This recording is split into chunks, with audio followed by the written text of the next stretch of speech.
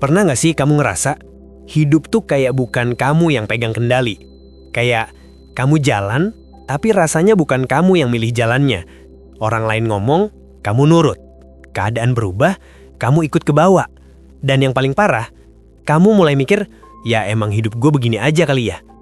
Nah, itu bukan cuma perasaan. Itu level paling bawah dari sesuatu yang jarang dibahas, yaitu power. Bukan power kayak uang, jabatan, atau terkenal, tapi power yang bikin hidup kamu bergerak sesuai arah yang kamu pilih.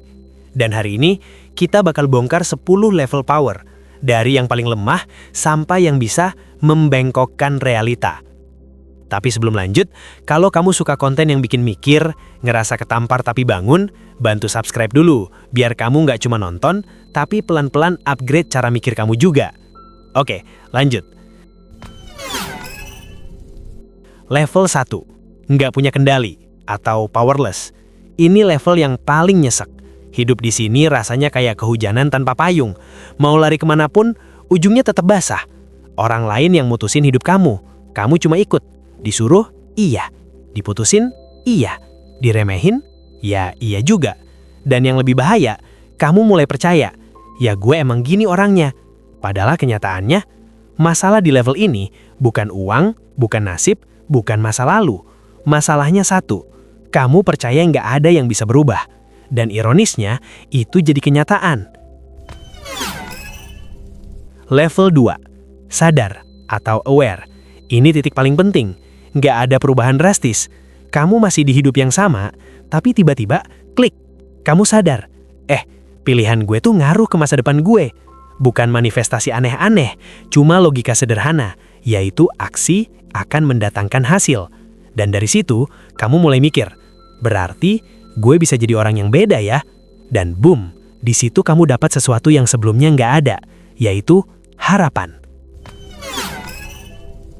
Level 3, mulai gerak atau aktif.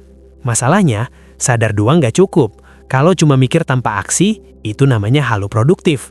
Di level ini kamu mulai gerak, kecil banget bahkan. Minum air putih, berani bilang enggak, rapihin kamar.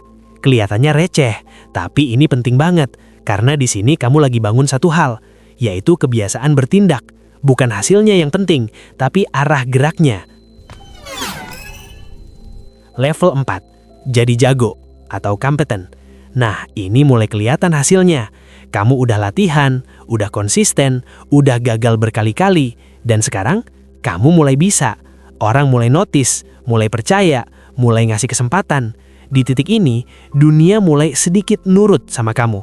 Dan jujur, ini titik balik paling penting, karena dari sini kamu nggak cuma bergerak, tapi efektif. Level 5, pinter manfaatin atau resourceful. Di sini kamu mulai sadar sesuatu. Gue nggak harus ngelakuin semuanya sendiri. Ada tools, ada orang, ada sistem, ada teknologi. Dan kamu mulai pakai itu semua. Orang biasa kerja keras. Orang di level ini kerja cerdas plus leverage. Dia nggak nambah tenaga, dia nggandain hasil. Level 6, berpengaruh atau influential. Sekarang mulai beda. Orang dengerin kamu. Kamu kasih saran, mereka berubah. Kamu ngomong, mereka mikir ulang. Bahkan waktu kamu nggak ada, nama kamu masih kerja. Ini bukan maksa, ini bukan manipulasi. Ini karena orang percaya. Dia tahu sesuatu yang gue nggak tahu. Level 7, punya kuasa atau autoritatif. Di level ini, kamu bukan cuma didengar, kamu diikuti. Kenapa? Karena kamu punya posisi, leader, bos, atau orang yang punya sistem. Kalau kamu ngomong, itu bukan opini lagi, itu jadi aturan. Tapi ada masalah, power di sini masih terbatas, karena kamu masih main di aturan yang udah ada. Level 8, bisa ngubah aturan atau decisive. Nah, ini beda kelas. Di sini, kamu nggak cuma ikut aturan, kamu bisa ubah aturan. Kalau sistemnya nggak cocok, kamu redesign. Kalau jalannya buntu, kamu bikin jalan baru. Dan ini gila sih, karena kebanyakan orang sibuk milih dari pilihan yang ada, sedangkan kamu bikin pilihan baru. Level 9, ngubah cara orang hidup atau transformatif. Ini udah level gila. Kamu udah cuma ngubah sistem, kamu ngubah cara orang berpikir. Budaya berubah, kebiasaan berubah, normal jadi beda.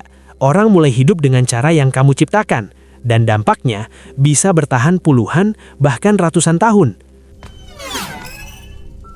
Dan sekarang, pertanyaannya, kamu lagi di level mana? Dan lebih penting lagi, kamu mau tetap di situ atau naik? Karena kenyataannya pahit. Kebanyakan orang stuck bukan karena nggak bisa, tapi karena nggak pernah mulai. Padahal perubahan itu sederhana, sadar, gerak, konsisten. Nggak instan, nggak keren di awal, tapi nyata. Dan kalau kamu terus naik, pelan-pelan hidup kamu nggak cuma berubah, tapi mulai nurutin kamu.